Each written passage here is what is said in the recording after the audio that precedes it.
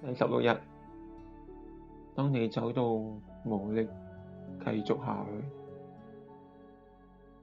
後山嘅時候行山，有陣時會經過一啲嘅山墳，經過嘅時候總會覺得背脊發涼。如果呢個時間聽到風聲，見到地上嘅影子喺度喐，我一定大驚失色，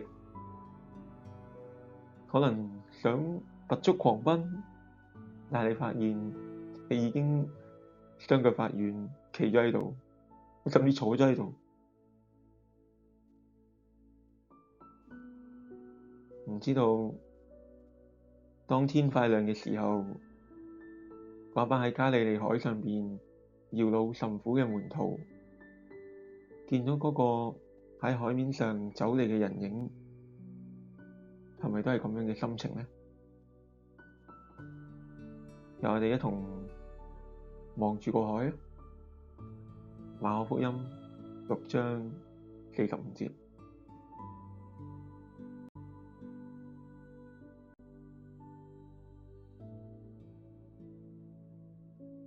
之後耶穌立刻催門徒上船，叫他們先渡到對岸的伯賽大去，等他自己叫眾人散開。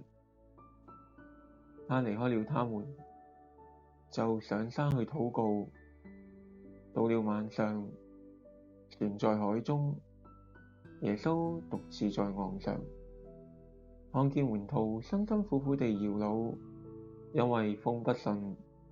天快亮的時候，耶穌在海面上向他們走去，想要趕過他們。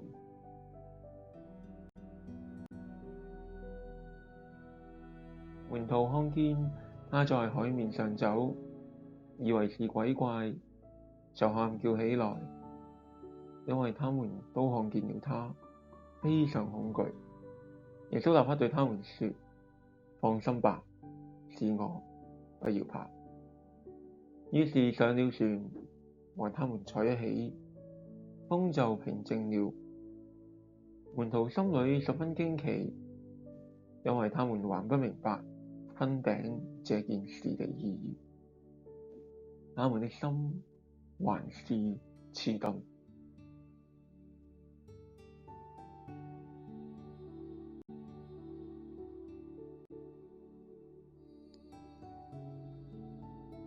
我成日喺度諗，到底係咩原因會有一班啱啱經歷完5餅2魚神蹟嘅門徒出現錯覺，認唔到嗰個踏浪而來嘅係耶穌，反而以為係鬼怪呢？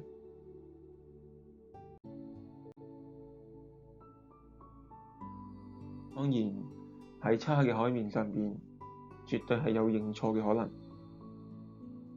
再加上馬可好尖銳嘅評價，門徒嘅心仲係好遲鈍，彷彿一切嘅答案已經呼之欲出。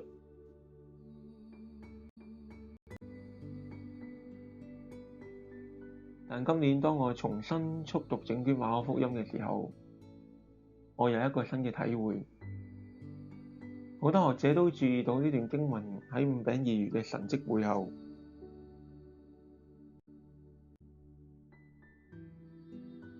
但若果我哋再往前倒帶，我哋就會發現5餅2魚呢個神蹟係發生喺門徒第一次出外佈道實習返嚟之後。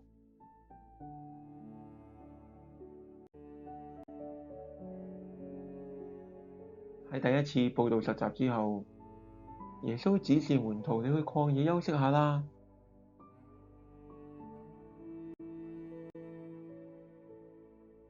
但係呢啲門徒走到曠野，始終被群眾認出來，導致佢哋都未有得休息，就要開始下一場嘅服侍。喺曠野裏邊餵飽5000人。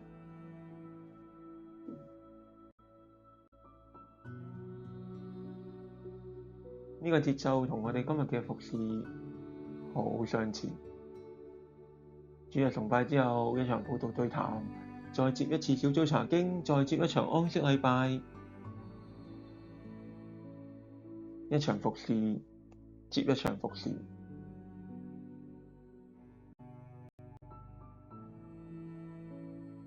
當門徒都未得到真正嘅休息嘅時候，就俾耶穌催上船。耶穌都係一份好意，盼望渡到對岸嘅伯賽大可以稍為休息一下。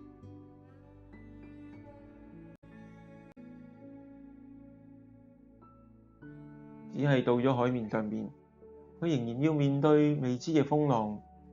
門徒一直搖櫓，搖到夜裏4更天，亦即係人喺生活中最攰嘅時候。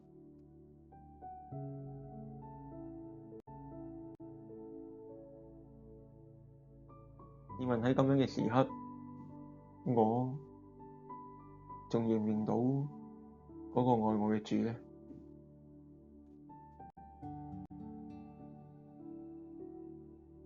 當我已經走到無力嘅時候，喺肉體疲乏不堪同埋各樣事工嘅忙碌裏邊，望住個海，又點會唔疑神疑鬼啊？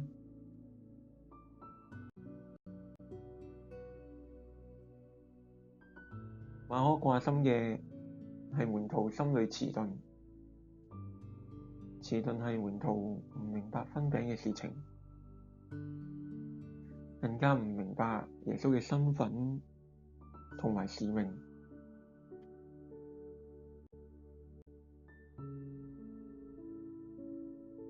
喺日復一日嘅服侍裏邊，我哋似乎都變得遲鈍，我哋失去咗屬靈嘅敏銳，我哋習慣咗忙碌，而呢一份忙碌早已模糊咗我哋屬靈嘅眼睛。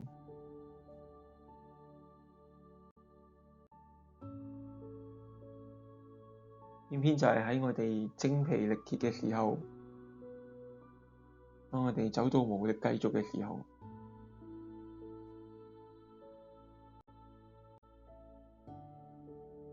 耶穌幫我哋殿後，佢叫群眾散開，佢催我哋上船，耶穌都催趕到我哋嘅身旁，同我哋講：放心吧，是我，不要怕。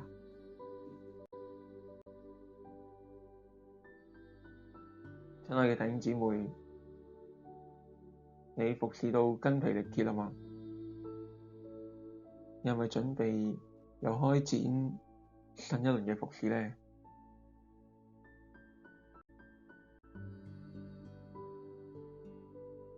心願我哋嘅視野冇俾服侍蒙蔽，始終見到佢喺度，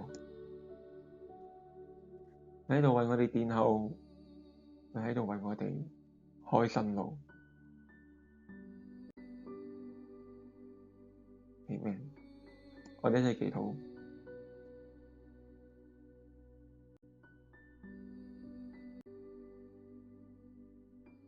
親愛嘅主耶穌，當我被侍奉嘅浪打到暈頭轉向嘅時候，求你大能嘅靈穩住我哋嘅心神，清晰我哋嘅視野，赦免我哋常常將教會嘅事工當作屬靈嘅 KPI， 但係忘記每一個忙碌嘅背後都係你邀請我與你同工嘅呼召。你保守我哋嘅心，喺我哋疲憊不堪嘅4更天夜裏，更加深刻咁樣依靠你嘅恩典。禱告奉主耶穌基督聖名祈求。